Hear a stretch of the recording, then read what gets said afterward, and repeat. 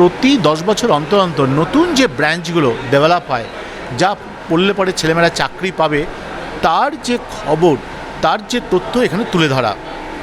যেমন এই মুহূর্তে সারা ভারতবর্ষে না, সারা পৃথিবীতে আলোচনা হচ্ছে ব্লু ইকোনমি।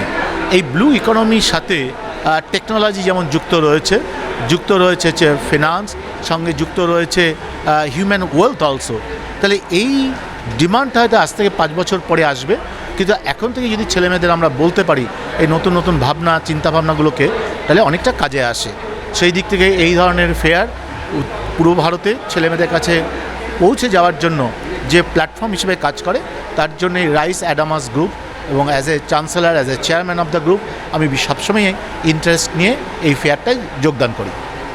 আগামী দিনে এই শিক্ষাবর্ষে আপনাদের অ্যাডামাস পক্ষ থেকে দেখুন, আমরা একমাত্র প্রাইভেট ইউনিভার্সিটি ইন বেঙ্গল যারা ন্যাক এ অ্যাফিলিয়েটেড, এবং অনেক ইঞ্জিনিয়ারিং কলেজ আছে ন্যাক এ অ্যাফিলিয়েটেড, কিন্তু প্রাইভেট ইউনিভার্সিটি হিসাবে একমাত্র অ্যাডামাস ইউনিভার্সিটি এই মুহূর্তে ভারতবর্ষ, পূর্ব ভারতে এবং আমি বলবো বিশেষত স্টেটে একমাত্র ইউনিভার্সিটি। তা আমাদের লক্ষ্যটা কী, আমাদের রেসপন্সিবিলিটি কী?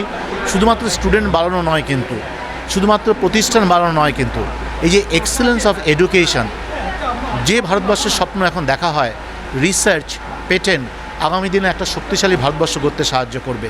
তাই অ্যাজ এ চ্যান্সেলর এবং চেয়ারম্যান হিসাবে নিশ্চয়ই আমরা মেডিকেল কলেজ ডেভেলপমেন্ট করছি, সঙ্গে অ্যাডামাস ইউনিভার্সিটিতে নতুন নতুন কোর্স আসছে, তার সাথেও লক্ষ্য হচ্ছে যে এই সেন্টার অফ এক্সেলেন্স কীভাবে তৈরি করা যায়, পার্সু অফ এক্সেলেন্স, এটাই এখন লক্ষ্য। আর নতুন রাজ্য সরকারের কাছে কী প্রত্যাশা করছেন? মানে আমাদের শিক্ষা জগতের সঙ্গে বহু বছর ধরে যুক্ত। নিশ্চয়ই নতুন রাজ্য সরকারের কাছে আমাদের অনেক বেশি প্রত্যাশা। দেশ স্বাধীন হওয়ার প্রায় 50 বছর পরে একই সাথে একই মতাদর্শী কেন্দ্রীয় সরকার এবং রাজ্য সরকার এই প্রথম পশ্চিমবঙ্গে এসছে, এবং আমরা দেখেছি যে গত কয়েক বছর ধরে বিরোধিতা এমন একটা জায়গায় পৌঁছে গেছিলো যেখানে সেন্ট্রাল গভর্নমেন্ট এবং স্টেট গভর্নমেন্টের হায়ার এডুকেশনে কিন্তু আমাদের খুব অসুবিধা হচ্ছিলো। কারণ শুধুমাত্র টিউশন ফি ইউনিভার্সিটি চলে না, সেখানে consultancy, project from the central government is very important. আর আমরা মনে করি আরও শিল্প আসবে, এখানে চাকরি পাবে ইয়াং জেনারেশন, যেটা পশ্চিমবঙ্গ থেকে প্রায় চলে যাচ্ছিল চাকরির অভাবে।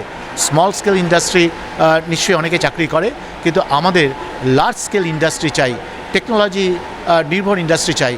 আর আমাদের স্টেটের ছেলেমেয়েরা নেচারালি ট্যালেন্টেড, বিশেষত টেকনোলজিতে তারা অনেকটা এগিয়ে রয়েছে। তাকে অবলম্বন করে যদি আমরা ইন্ডাস্ট্রিটা ডেভেলপ করতে পারি, সেই জন্য কেন্দ্রীয় সরকারের কাছে আমাদের অনেক প্রত্যাশা রয়েছে, রাজ্য সরকারের কাছে অনেক প্রত্যাশা রয়েছে। তবে আমি বলবো যে লাস্ট উইকে আমি দিল্লিতে ছিলাম, মিটিং ছিল, সেন্ট্রাল মিটিং ছিল, আমি দেখলাম মানে অভূতভাবে প্রায় 4 জন মুখ্যমন্ত্রী 4টি রাজ্যের, তারা কিন্তু বললেন যে ইনভেস্টমেন্টের ডেস্টিনেশন এখন পশ্চিমবঙ্গে।